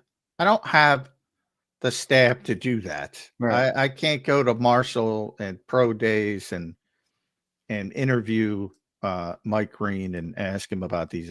So those are things I don't get involved with. Just talking about the player, he looks like a top 15 pick to me. Yeah. I don't think there's any way he gets to the Eagles. And unless there's some of those off the field issues, and if they're so egregious that he would be dropping the 32, I don't think the Eagles would be interested. Yeah, I agree. So it's a player I don't spend a lot of time on for the Eagles because I just don't think it's realistic. No, yeah, I agree. I did want to bring it up, though, because Didinger brought it up. And Didinger's top guy last year was Quinyon Mitchell. This year it's Mike Green. So I thought that was interesting. Obviously, Ray Diddy, been around for a long time. Good stuff there. Let's go to BLG. Lee Goutton going to join the show here on Birds 365, a Wednesday edition. BLJ, welcome to the show, man. How you doing in this Wednesday edition of Birds 365? Hope you're doing well. Good, guys. How's it going? Good to see you, BLG. If you heard us talking about Mike Green, sort of Ray Didinger sparked. What are your thoughts on Mike Green? I think you heard mine. I don't think he's relevant to the Eagles, and if there were issues, I don't think he's relevant to the Eagles. Yeah, I think you said it well, John. Now, a lot of people are kind of talking about that clip from Howie Roseman, which where was that from? Was that from the? It was at the owners' meeting. I didn't see the clip. I read about it. Yeah, I forget what show it was. It wasn't Kay's show. It was somebody else. Joe Platt? Is that it? It was somebody down at the owners' meetings.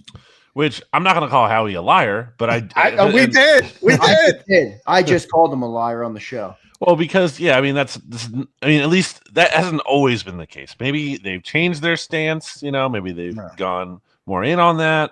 But there have obviously been cases in the past, Deshaun Watson notably, but not even just that. By the way, Mike Gill was on. Mike's a West Virginia guy. I had forgotten. Josh Sills. They had a lot of interest in Joe Mixon, was my understanding, back before, that draft. Obviously, they passed on him, but I also don't think they expected Sidney Jones to fall where he did in that 2017 draft.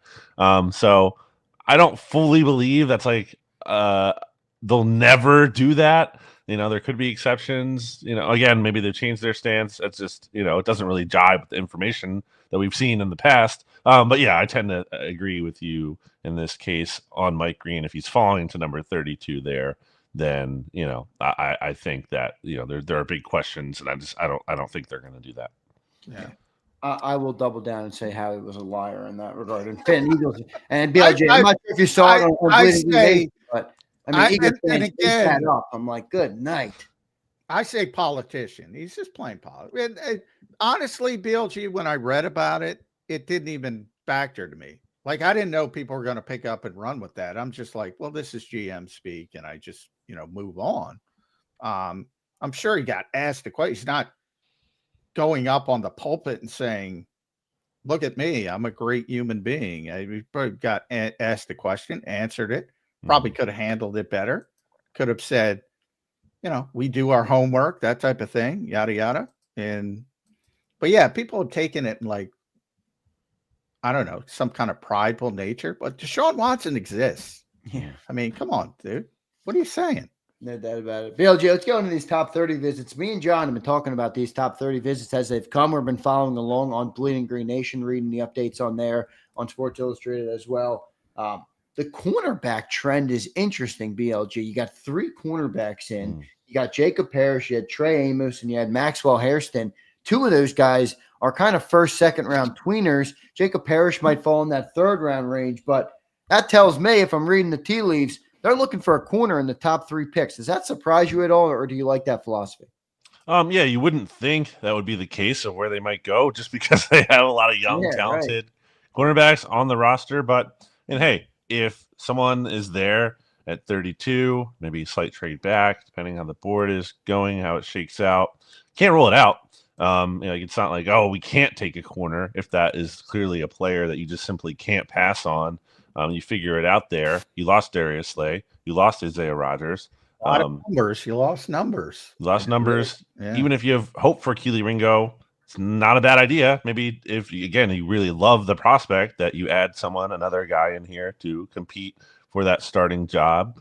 And if he doesn't win it this year, because, you're going to have to pay Keely Ringo sooner than later if he does play well, that you have another option to pivot to there. And obviously, maybe you're really committed to keeping Cooper DeJean in the slot there, and you really just want to make sure you have a stronger outside option if Keely Ringo, again, doesn't pan out. So it's not like unthinkable. It doesn't, there's not like a scenario where it makes 0 sense for them, but it is surprising. Yeah, boy, I never thought about that, BLG. I'm glad you brought that up. What if Keely Ringo and Sidney Brown just hit grand slams and just play phenomenally? And then they got to pay those guys on top of all the defensive talent they had. Rich people problems, but it is interesting, that they might have that issue because they've drafted so well, and we'll see how it shakes out, but it's probably unlikely. And Sidney Brown is a good name to talk about because that's one position where they don't have the insurance policy. You could see their theme this offseason with some of the younger players. They want to step up, but they also put an insurance policy in place, whether it's Kenyon Green or Matt Pryor for Tyler Steen and Adoree Jackson for Keely Ringo, things like that. Even a backup like Will Shipley of A.J. Dillon, et cetera, et cetera, et cetera. Safety, they haven't done it yet. And Justin Simmons out there lobbying every time he gets on Kay Adams' show. Now, clearly, he'd be a little bit more expensive, so I think he would affect the compensatory pick formula. So the Eagles want to wait. Is this inevitable that Justin Simmons is going to be here?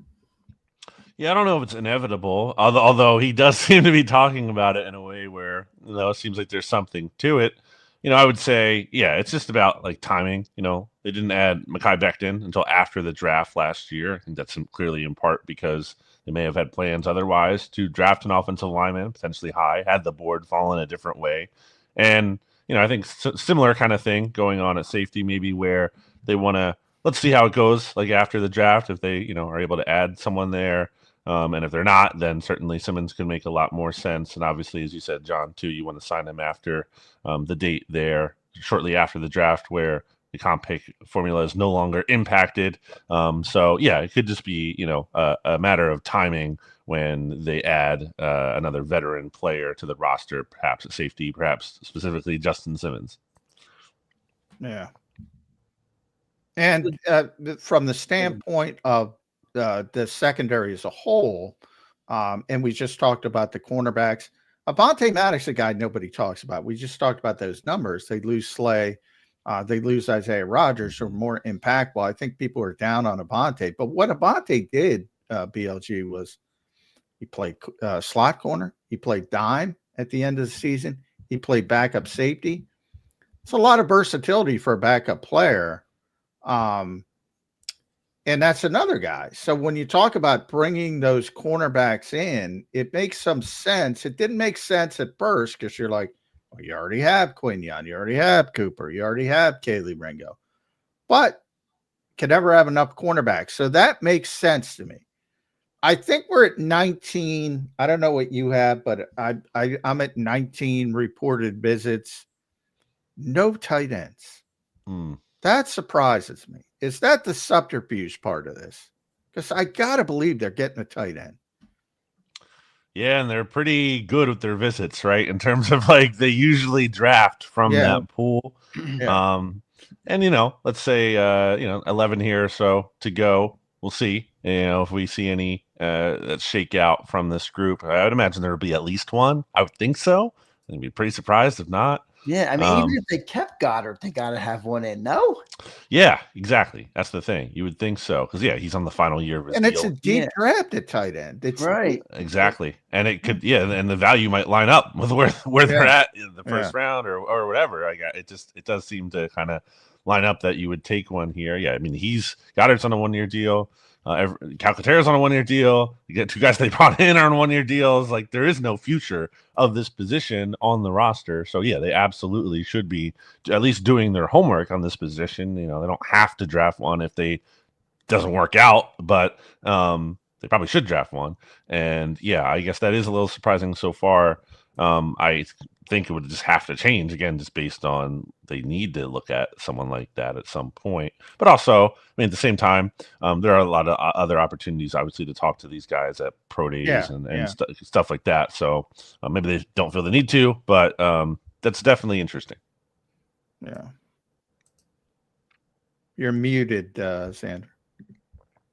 No doubt about it. BLJ, what do you think about this overall draft as a whole? Me and John have kind of been having a little bit of fun with it today. Just like, not the greatest. I mean, I don't know if it's just us. I don't know if it's winning the Super Bowl, but I generally don't think that this draft is that. I look at the top 5, the top 10, and I'm like, especially the top 10. I mean, the top 5, you got some guys, but the top 10, I mean, at 32, you're kind of in no man's land, just waiting to see how the board falls. What do you think overall of this NFL draft, and how does it compare to other drafts that you've covered in the past? Yeah, I mean, just looking at how, like mock draft shape out, looking at how draft analysts talk about this draft, like you see, okay, there's some kind of consensus a little bit at the top, not even fully because of the quarterback uncertainty there.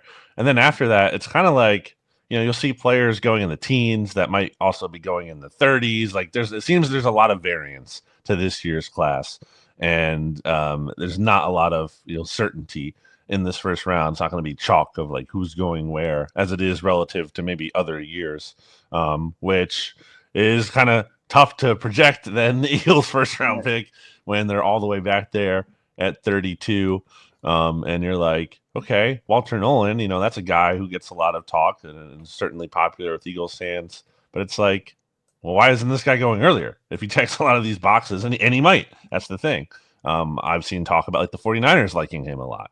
And, that's a far cry from where the Eagles are picking there at 32. So it's kind of like, to me, seems like, again, from the people who know it most too, these draft experts who, pour everything into this are like, there's a lot of uncertainty here.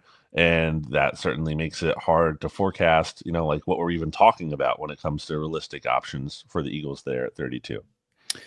Well, the latest visit we know is another Georgia guy, Tyrion Ingram Dawkins, who some people have as an edge, some people have as an interior player. So he's got some versatility, more of an athlete, I would say.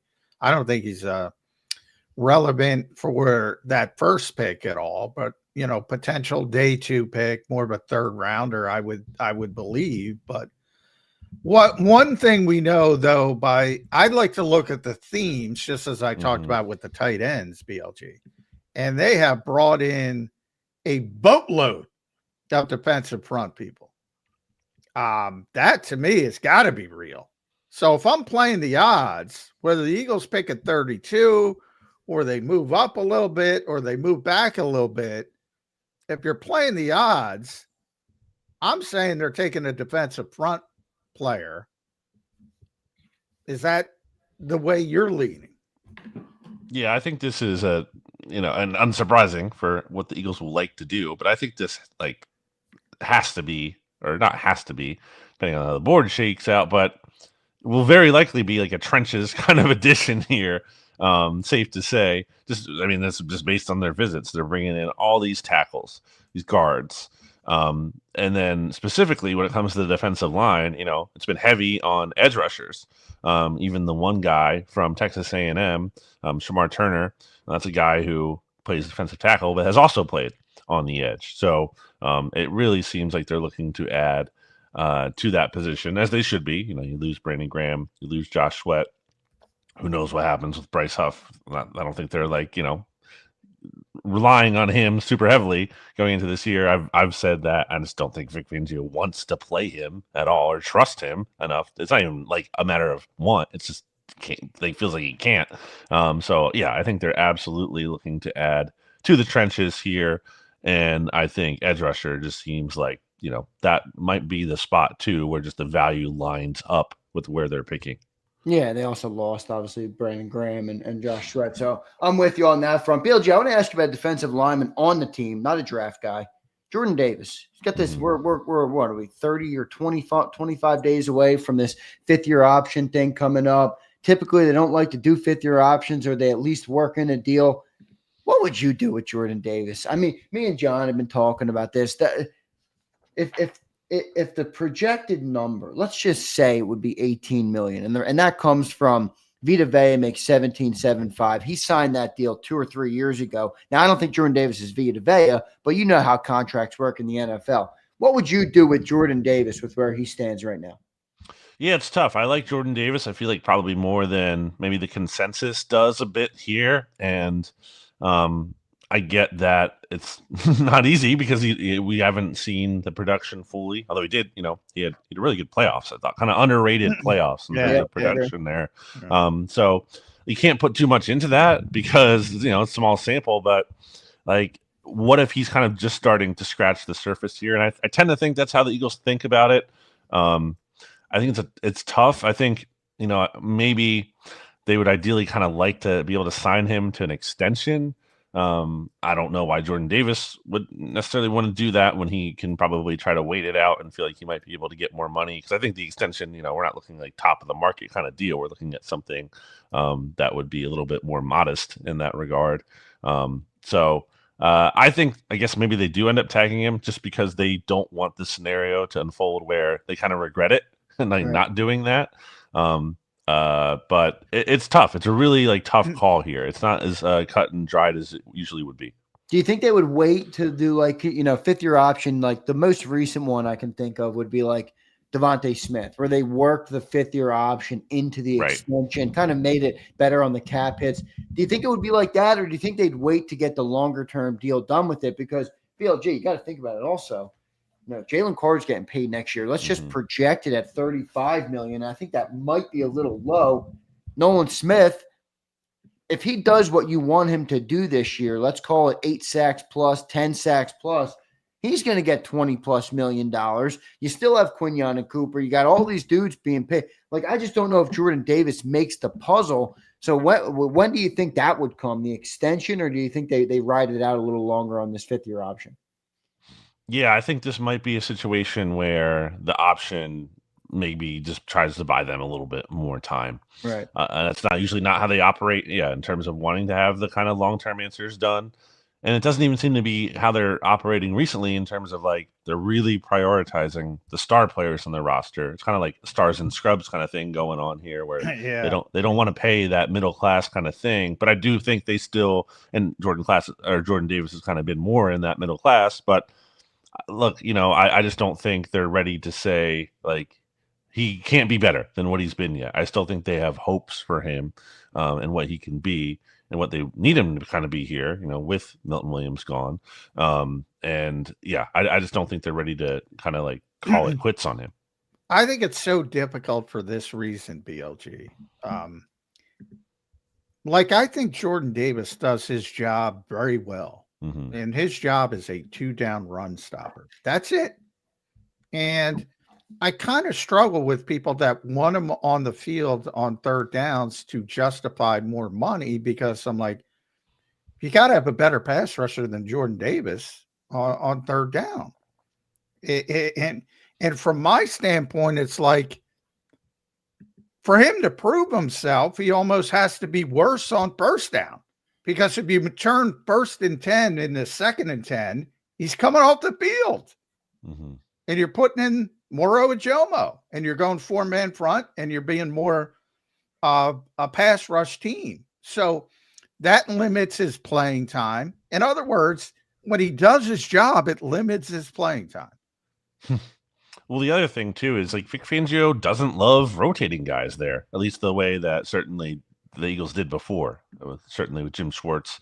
Like, you know, you look at his snap counts from last year, especially later on, like you're talking like 24%, 33%. Like this is late in the season here after starting out around like 50, 47, 51 earlier in the season. Like, so you look at it from that standpoint, you know, I talk about it with Bryce Huff. It's a little different. I think Vic Fangio doesn't mind having Jordan Davis on the field, like though he doesn't want to have Bryce Huff on the field, but he clearly like isn't just want to play him a ton at all costs. And obviously, as you touched on there's some reasons why for those limitations there. But so it's tough. It's really like kind of a tough call, I think, of where they are with this. And I think it comes down to, do you want to pay a run stuffer? Because, you know, it's not sexy, but those guys are difficult to find. And that's where we brought up that Vita Vea comp. Now, Vita's a better interior pass rusher. So, but, you know, Trey McBride, I always go to Trey McBride. Trey McBride's not the best tight end in football. We all know that. Very good player. It was his turn. He's now the highest paid tight end in the history of football. That's the way contracts work. And the cap keeps going up and up and up. So this one it's a really difficult decision for the Eagles, but I think he's a good player at his job. I think what is missed is a lot of people projected him to be some kind of pass rusher, and I think those people were wrong. He's more of Haloti Ngata. That's what you want. Like, just not Haloti Ngata on the Eagles, but earlier in his career with the Ravens. Just, you can't run on this team. That's what you want from Jordan Davis. And how valuable is that? That is a difficult decision, because he's not going to play a lot. Yeah. It's going to be under 50%. And to those people that want it to be, why do you want Jordan Davis on the field on 3rd down, 3rd and 13? Why would you want Jordan Davis on the field for that? That's where I want NASCAR package, to go back to Jim Schwartz. Go get the quarterback. I don't even get the philosophy of wanting him on the field in that situation. I mean, ideally he could be because he'd just be well-rounded enough. But yeah, I don't. It's hard to, you know, he's going in the year 4, right? So that's the thing. It's like how much the Eagles can believe, and it takes defensive tackles time to develop. And he's going to be 25, and maybe the playoffs, like I said, maybe that was a turning point for him. But it's hard to think he's going to be an entirely different player going into year 4, especially when you've had these conversations over the past couple off seasons where it's like, training camp, one of the biggest stories is Jordan Davis, you know, he's working on his conditioning. Are we going to see more of those stories this year? Oh, yeah, I'm sure. Because the whole focus will be him playing more. And I'm like, you know how he'll play more? If 1st and 10 turns into 2nd and 5. Right. If they stink on the run. Yeah. And it's counterintuitive. It's like, that's why it's so difficult for me. But I get to your point, BLG. Yes. It'd be great to have a 350-pound run stuffer who's also great on the pass rush. Yeah, like Dexter Lawrence. Yeah. I mean, how many are those around, though? And in fairness, I mean, it did take Dexter Lawrence some time there to really kind of become what he is. I think he was kind of a little bit more of what Jordan Davis was earlier in his career. It wasn't until first 3 years of his career, 2.5 sacks, 4 sacks, 2.5 sacks. Then he really makes that leap in year 4, where he also will be 25, which is what Jordan Davis is turning. He has 7.5 sacks, makes his first Pro Bowl. So, you know, it's possible. It's possible, like, things trying to click for him here. And I think maybe the Eagles, you know, take the chance on that just because that, you know, you don't. And then he has this awesome season, and maybe you can't afford him. So, yeah, I don't know. By the way, to your point too on the extension, I guarantee you Jordan has paid attention to Milton Williams. Different players, different Right. positions, but he's not signing Exactly. a team-friendly deal. Right. Yeah, I agree for that standpoint. But No doubt. yeah. BLG, I want to ask you about the tight end thing. All right. How big of an issue is this if Goddard's gone? And the reason I ask this is because I'm looking at this team. I'm looking at the way that they handled the defense this year with letting some guys walk, even moving on from a guy under contract already in CJ Gardner-Johnson. And I look at Goddard and I say, maybe Goddard is the offensive version of CJ Gardner-Johnson. I'm not saying he's not a good player, but he had less than 500 yards of offense this year. He was not the guy that missed games and the Eagles all fall apart like A.J. Brown. I know he was important in the playoffs, but let's be real, BLG. This was a run team and a defense team, man. This wasn't a pass-happy 4,500 passing yard team that needs a tight end. How big of an issue is this tight end room right now for you, especially if Dallas Goedert's gone? It is a big issue if he's gone to me. I mean, like Nick Sirianni, by his own admission, talks about Dallas Goedert being one of the three players that the offense runs through between him, obviously A.J. Brown, and Devontae Smith. And absolutely, he's been hurt. And I'm guessing the Eagles will, if they do move on, will point to how they've been able to win games, certainly, without him on the field. Sure. But, it's a different thing when you're going over the course of the season, not having that there. By the way, he was awesome in the playoffs, which, they were great in the playoffs. Yeah, he led the team, by the way, in the playoffs. And exactly. Yeah. And then, I think his run blocking is important, not just because that is the most important thing for a tight end in general, but as you talked about with this team specifically, and then because there's no viable replacements behind him. I don't think they have. Grant Calcaterra is just not good enough as a blocker. We have a big Harrison Bryant fan in the chat. Well, there you go. What do you feel about Harrison Bryant? Well, when I watch him, he reminds me of Zach Ertz, and obviously that's high praise, and he's not quite praise. Well, I'm not saying he's that that level, but he's that kind of mold of a tight end who I don't think he's a dynamic player for you as much as he will help you move the chains, and that's good. But I think he's, I just don't think if Harrison Bryant is your best tight end, I don't think that's good enough. I think that's okay for a stretch, sure. But for an entire season, I mean, this is the Raiders, and I know the Raiders have talent tight end between Brock Bowers and Michael Mayer there, but he was your third string tight end last year. And you look at his career on the Raiders, yeah. Right. You look at his career receiving production, I just don't think that's a guy who is your top option for the season. And it seems to me, as I said in the past, they almost want to do a tight end by committee this year, maybe if Goddard's not going to be here. And it kind of makes me think of how the Eagles treated running back in 2023, where they'd gotten Swift, but they really loved Kenny Gainwell, and they were okay there, but certainly it was a spot they wanted to upgrade after that season, and they signed Saquon, and that makes a big difference. And I get you're going to have to go less at some positions. I get it, but I just think it's a little too extreme to move on from Dallas Goedert. And we'll see how the draft goes. That's obviously a big caveat here. If they're able to add someone there, I don't think that solves it because a rookie tight end, you can't just count on that. But yeah, I think to me, the whole offseason, just been looking at this being it just makes so much sense to me to ride it out one more year. I think you have to ride it out one more year with Dallas Goedert. Yeah, but even that's difficult because Dallas wants he's 30 years old. He wants, this is probably his last sort of moment to get multiple years of guaranteed money. Generally, that's what happens when you have accomplished players entering the final year of your deal. That's prime extension time. From the Eagles standpoint, they don't want to pay the cap number for Dallas Goedert, which I think is the fourth or fifth highest on the team. So they don't necessarily want to move forward with this particular contract. And that's the conundrum. It's you got both sides who want something done. And can they both just sit and say, all right, he's a lame duck. We're going to run it out for this. What is it? $15 million, I think, in money, but 11 plus in cap. That's not typically the way the Eagles do business. Can they shift in this offseason? Because I'm with you. if it comes down to it, just play it out. But is that realistic?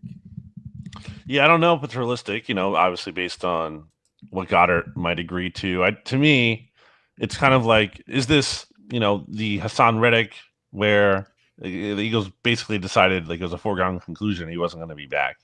Or is it more of like, the Josh Sweat where they chop him, whatever, and then Josh Sweat ends up taking a pay cut and he's able to stay the one more year and then make good on that in terms of getting this, big deal from the Cardinals this offseason. So I just think that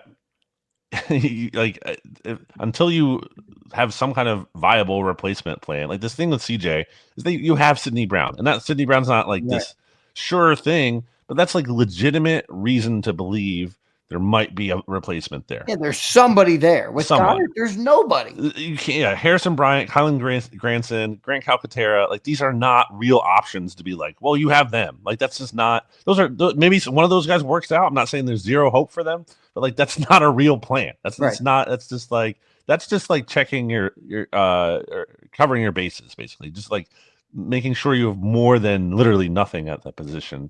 But it's just not good enough. And and the thing with you play it out with Goddard, we'll see how the Eagles, I guess, approach. I'll just add, plus Dallas Goedert is a freaking really good player. Exactly. This one mystifies me other than, you mentioned that sort of demarcation line, stars and non-stars to be kind. They seem to have drawn this line, and everybody above it, we're paying. Everybody below it's got to go, and I think he's below that line. I think he's below that line in their mindset because of age and injury history. But man, when he's on the field, he's tough to deal with. This is one I struggle with, but we never struggle with the great Brandon Goutton. Follow him on X at Brandon Goutton. Read him at Bleeding Green Nation. You got to go there every day, bleedinggreennation.com. One-stop shop. I didn't see Jalen Reed. We're up to 20. So you got BLG's pre-draft visits tracker, Penn State safety Jalen Reed. The Eagles might get him in because he's a Penn State guy. I don't know if that's an official top 30. I think it is the local pro day. They could sneak him in but he's a really good player, and he's kind of the outlier. So we're just talking about safeties. If you draft Jalen Reed, Justin Simmons isn't coming, so he better get back on Kay Adams. I would. BLJ, thanks for joining in, man. We appreciate it very much. Follow him at Brandon Goutton. We appreciate you, brother. We'll talk to you next week. All right. Thanks, guys. Thanks, bud. BLG, Brandon Lee Goutton joining the show. Did I say Justin Reed? Because Justin Reed's but it's Jalen Reed from Penn State. I think you said it right. I thought you said it right. I remember. Yeah, you said it right. So another visit. Yeah. So the Eagles local pro day is also this week. So that's where you can invite guys who are Chuck Smith, the fourth, who is for those who know, Chuck Smith was a great pass rusher back in the day with Atlanta, is currently the Ravens pass rushing coach. For a long time, he ran sort of Lane Johnson's offensive masterminds. You have all these camps, the offseason tight end university. Chuck Smith was the most famous pass rushing camp. So he did that for years. His son went to Villanova, finished up at Villanova. So he's going to be in for a local pro day, a bunch of Rutgers kids. So you have this local pro day on top of it where guys who grew up in your sort of area or guys who attended college in your area, you can bring them in and they don't count against those top 30 visits. Right. The Eagles could technically do that with Penn State guys, but Penn State's such a high level college. I'm not sure how that works. To be honest. You might not be able to get away with it that easy with the prospects that coveted. Yeah. So we'll see how it goes there. Johnny Mac, 7 minutes up to go, man. Another visit confirmed. So we're up to 20, now down to 10 remaining for us to see if we can uncover. And we will do that here on the show. But moving right along, man. 15 days away from this draft, and I hate to tell the people, but I am with Johnny Mac. This draft stinks. And I don't mean there's going to be good players. That's harsh. Like there's going to be good players. We're not saying there's not going to be good players, but all in all, the build-up, the amount of prospects, where the Eagles are, it's just not as fun of a draft cycle this time. There's no doubt. There's no denying. No, well, and believe me, I mean, look, if I'm in the top 10 and some of these bad teams in the top 10, like this is not the year I want to be in the top 10. Typically you want to be up there. I think 20 to 40 is where you can really make some hay with good decisions. And that's where the Eagles are. And they're probably going to make better decisions than most of these teams. So I like where the Eagles are from that standpoint in this particular draft. Daniel Jeremiah's called it a starter's draft, which is his political way of saying it stinks. But there's going to be good players, good relevant players, just not splashy players. And I think the Eagles are in a good position to get good value, whereas those, especially the guys top 5, the quarterbacks muck it up. But if you take the quarterbacks out of it, I think those people from 5 to 10 are going to be very unhappy. Yeah, especially 5 to 10. Like 1 to 5, it's like outside the quarterbacks. I think Tennessee. Player. I mean, 5 to 10. Who do you think goes in there? 5 to 10. Well, I think you're talking about guys like Genty, a running back might go. Will Campbell, he's got short arms. Mason Graham, probably. Tyler Warren might go. Yeah, I can see that. I saw one mock draft with Loveland now above Warren. Oh, yeah, a lot of teams like Loveland better than Warren. Loveland's a very good prospect. They're both good prospects, but Tyler Warren shouldn't be a top 10 pick. Sorry, Penn State people. I'm not picking on Penn State, Jeff Kerr, because I'd say Abdul Carter's the best player in the draft. He's from Penn State. Tyler Warren, it shouldn't be a top 10 pick. Very good player, but I don't want him in the top 10. I don't want Genty in the top 10. No, me neither. I don't want Will Campbell at the top 10. What do you think the Cowboys do at 12? The kid from Missouri is going to go very high. And that's all about projection.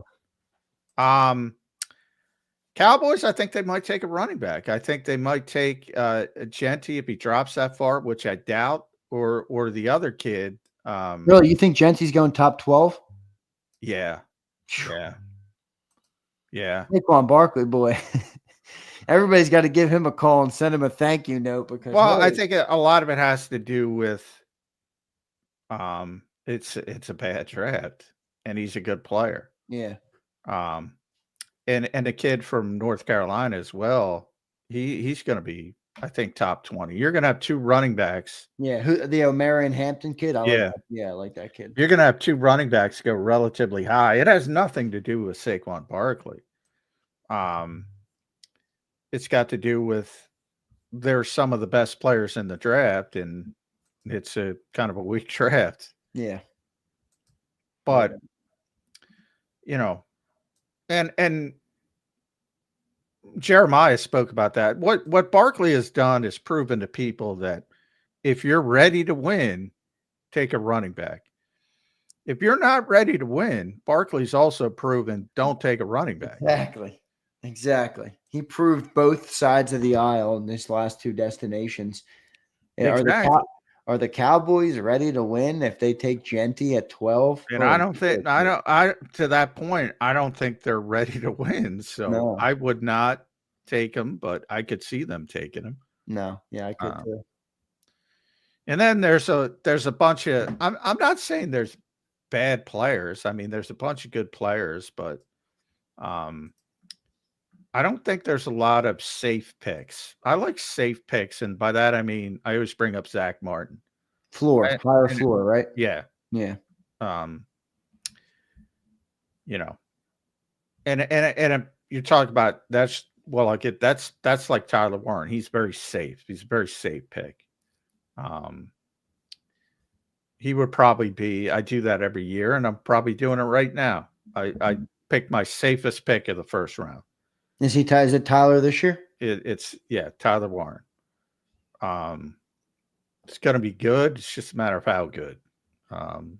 So from that standpoint, floor pick, he's got a very high floor.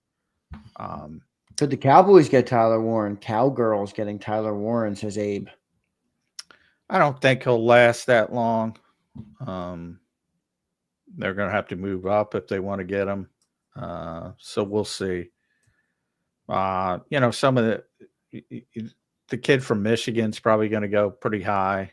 And Michigan's got two really good defensive, but Mason Graham's going to go really high. And then Kenneth Grant is probably going to be a first round. Will Johnson. Michigan had no quarterback this year. You could argue they had no quarterback when they won the national championship, right? But they had a credible quarterback. They were really poor, but they have a lot of talent. And then there's so much, like Ezeruku is a guy the Eagles have looked like. Like I could see him going 15, and I could see him going 32. Josh Simmons from Ohio State, the tackle, I could see him going 15-ish and also falling. There's so much, and that kind of tells you how they're clustered up. So I think the Eagles from 20 to 40, I think they're in a good position if they make the right choice, and they generally make better choices than other teams. Because that whole group is going to be clustered, very similar, right? From a grade standpoint. So, and that's another reason why I'm not worried about going up in the draft that much. It's not going to be that much of a difference unless you go way up, and the Eagles aren't going to do that, obviously. Yeah. Unless they identify like one player that they really want. I don't see him moving up at all, but we will see what happens with it. Johnny Mac, your final thoughts on this Wednesday edition, brother. Great show. Again, I thought we had a pretty good show today for, not a lot happening, but we're making it happen as always, as we always will here on Birds 365. Your final thoughts on this Wednesday edition. Draft stinks. No, I'm kidding. Partially. I was going to say, you're not entirely kidding. Yeah. Joking around. Always good players to have. Jalen Reed, good player. Not a first round pick, but that's what you want. Starters draft, not a sexy draft. Yep, no doubt. Johnny Mac, good stuff, brother. We'll talk to you tomorrow on Birds 365. Appreciate it, man. All right. Thanks, everybody. All right. There's Johnny Mac joining in on Birds 365. Good stuff from him. Great stuff from Mike Gill today. Great stuff from BLG, as always, with those two guys. I thought Mike Gill's conversation with us was excellent as well today. A couple of notes for you guys before I get out of here. I am flying home tonight, obviously, with what happened. I'm just, I'm not going to lie to you guys, struggling with it a little bit. So I'm getting out of here tonight. So I won't be on Cilio today, but I will return to the studio tomorrow. Appreciate each and every one of you guys for being here all through the off season right now. So it's been good stuff. I'm not too high on this draft with Johnny Mac, but I am getting the hell out of here. That's what I'm excited to do. I didn't think, I'll say this to you guys on a personal note. I didn't think I'd be this rocked by the death of my dog. I'm not going to lie to you guys. I think part of it is because it was a shock. He was 9, you know what I mean? He died peacefully on my bed, but it was a shock. He wasn't decrepit, couldn't not walk or anything like that. And me being here, I'm here, so there's no closure. I want to get the hell out of here, get home for it. So I could see my boy and say goodbye to him one more time, and not see him literally, but just say goodbye to him one more time. So I'm going to get out of here. I appreciate all of you guys for showing love, for showing support. For any of the dudes out there that do have a dog, I'll tell you, man, get ready, because it sucks. It sucks a lot more than I thought it would. No doubt about it. But I appreciate always all you guys, and I'll catch you next time on Birds 365. Thanks, everybody. You've been listening to Birds 365. the destination for the passionate Eagles football fan who bleeds green. If it's Eagles football, we're talking about it. Debate, inside the locker room, and guests that are some of the greatest football minds from around the region. We hope you enjoyed the show. We know we had a blast. Make sure to like, comment, and subscribe, and we'll be back soon. But in the meantime, hook up with us on social media at JAKIB Sports. See you next time on Birds 365.